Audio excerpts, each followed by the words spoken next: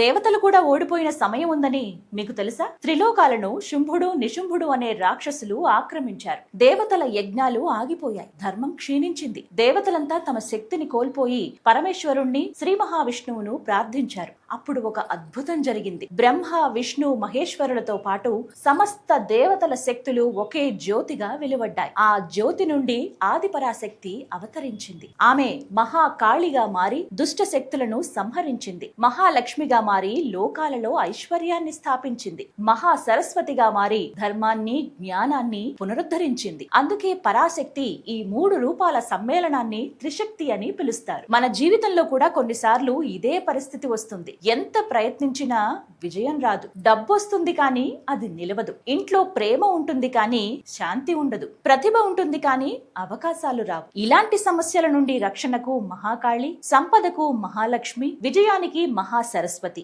ఈ 3 శక్తులను ఏకకాలంలో ఆవాహన చేసే మహోన్నత క్రతువే త్రిశక్తి మహాచండీ హోమం. ముఖ్యంగా అమావాస్య రోజున ఈ హోమం నిర్వహించడం విశేష ఫలప్రదంగా భావించబడుతుంది. ఈ అమావాస్య రోజు జరిగే త్రిశక్తి మహాచండీ హోమంలో పాల్గొని అమ్మవారి కృపా కటాక్షాలను పొందండి. ఇప్పుడే స్క్రోల్ అవుతున్న నెంబర్ కు కాల్ చేసి పూజను బుక్ చేసుకోండి.